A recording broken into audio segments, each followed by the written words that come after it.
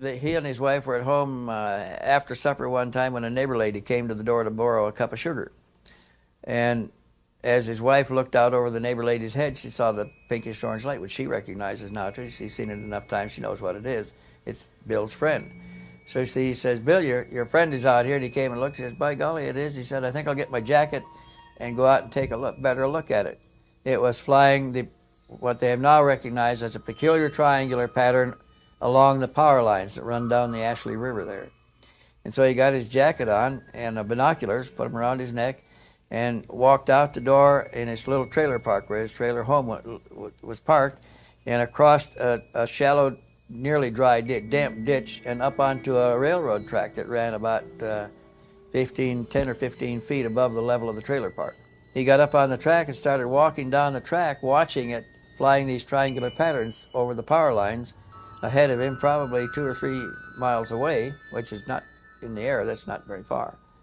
And he had his binoculars out looking at the object when it dropped out of the binoculars. It dropped like a stone.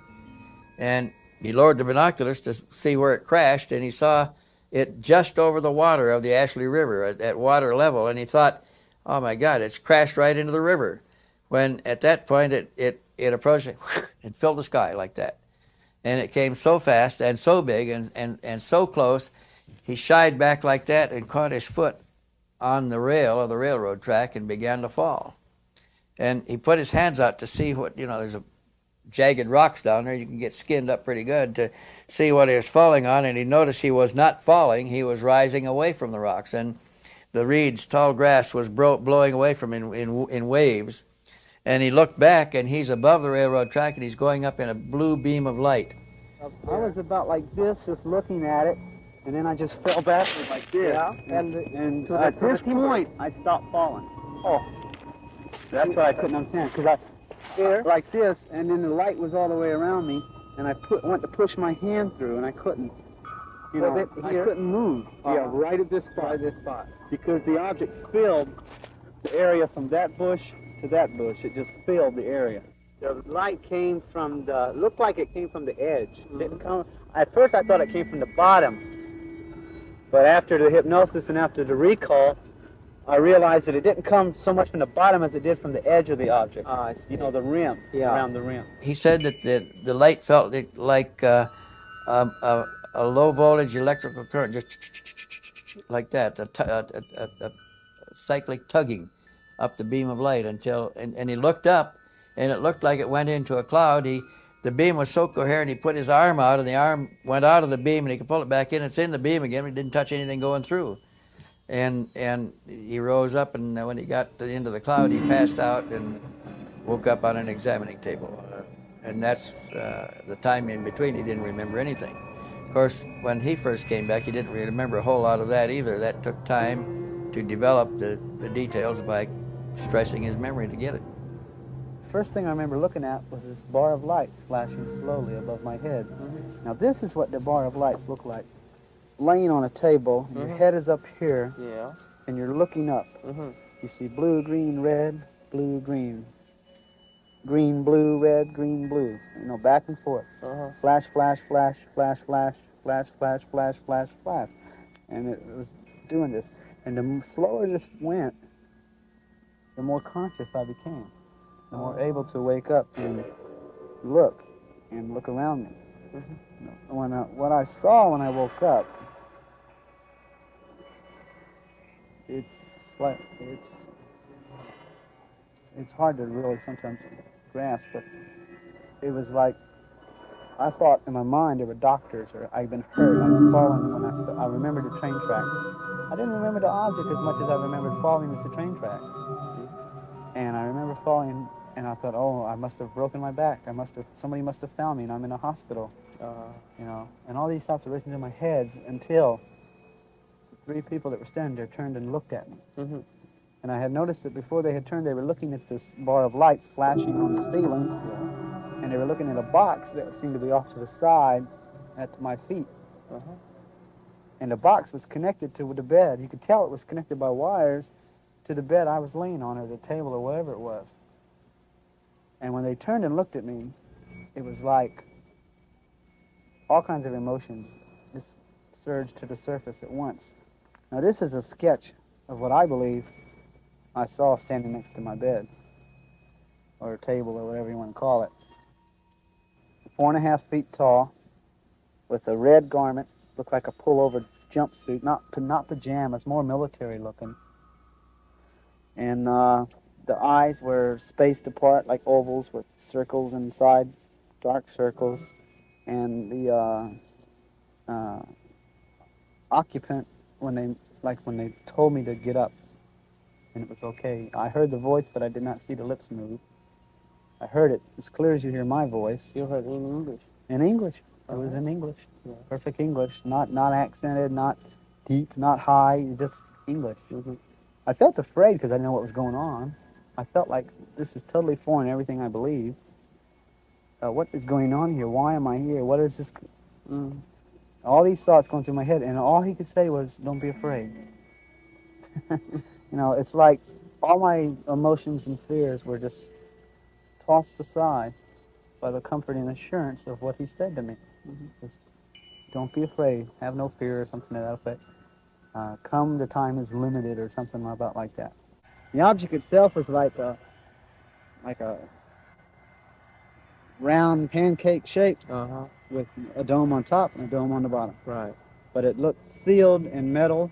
In other words, you didn't see no windows or no holes or nothing. It moved in a circle above, I'd say about 800 to 1,000, maybe 1,500 feet above the ground. And it moved in not as obvious triangles, but kind of in a flowing, graceful, dynamical fashion. I mean, just sliding across the sky, you know. Not doing anything that would give it an impression that it would lose control.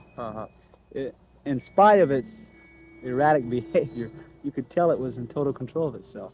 I mean, there was just, it was the most one of the most beautiful displays of aerodynamics I've ever seen, as far as being involved in this subject.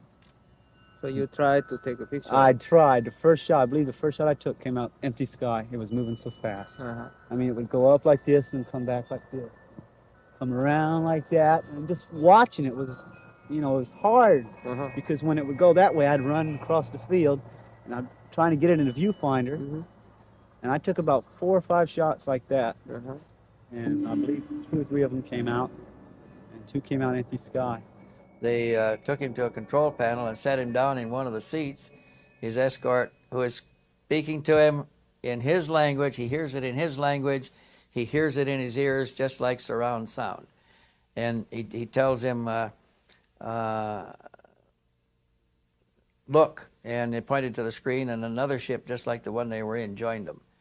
And then the 2 ships went rapidly again south over continents, or over countries and continents, topography, geography changing, just like it's unrolling rapidly, and they approached ground again, the surface, down over Argentina. They took him again to an underwater facility in the Rio Sal, which runs out of a big freshwater lake, a big lake in northern Argentina, and the river runs through Santa Fe, a little town, not such a little town, big town of Santa Fe.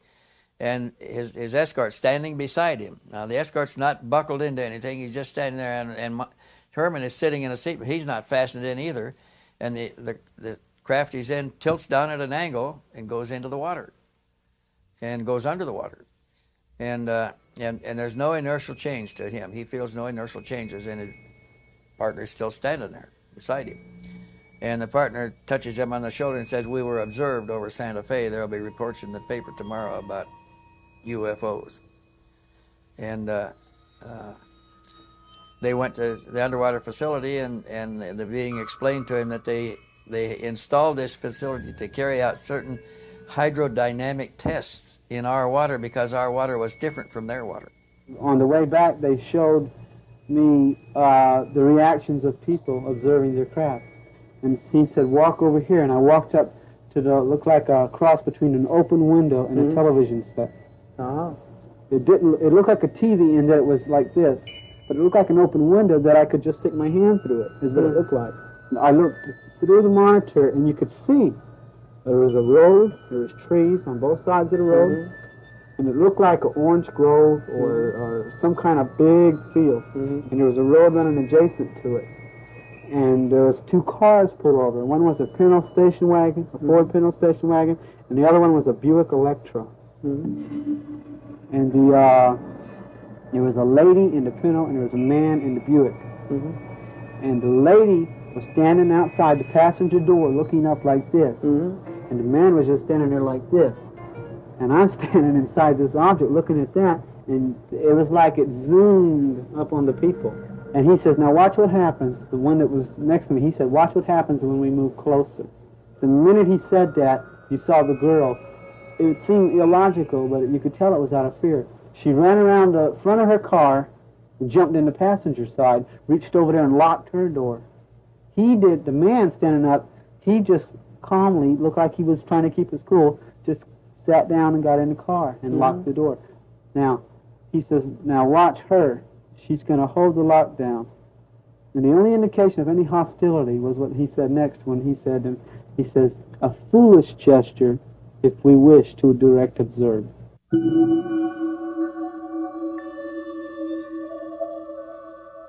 After the examination and they're escorting around the ship, as they're starting to walk through the ship, his host, his guide, said that they would like him. He said, I wonder if you could make some arrangement with your government to release a damaged vehicle and one of our damaged ships and the bodies of our people.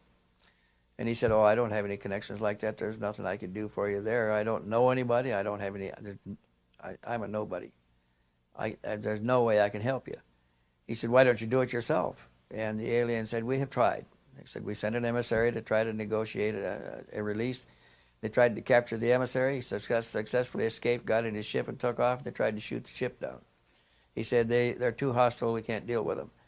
We're looking for another way. And he said, well, how did they crash anyway? And they told him that they were lost in the western part of your land, they said in quotes, and that the first one they lost was a big surprise to them. And then they noticed that there was a beam, an energy beam being transmitted in the area there, and they thought that it was a new weapon that we had used against them.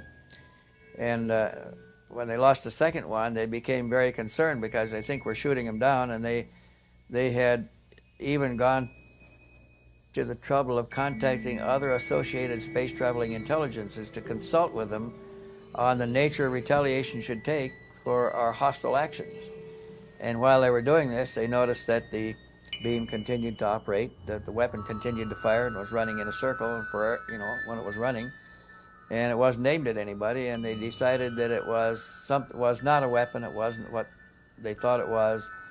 They calculated, though, that the ships went out of control when that beam locked on the ship, on the craft, and stayed on for 90 seconds or more. The computer control system would burn out and it'd go into automatic emergency landing mode. And they didn't have any control of it at all. And they devised a shielding, a form of shielding, and changed their flight pattern to this sharp angular change in direction that Herrmann was reporting, so that the radar could not lock on and stay on for 90 seconds or more. It couldn't stay on for more than 2 or 3 seconds. And they didn't lose any more ships after that.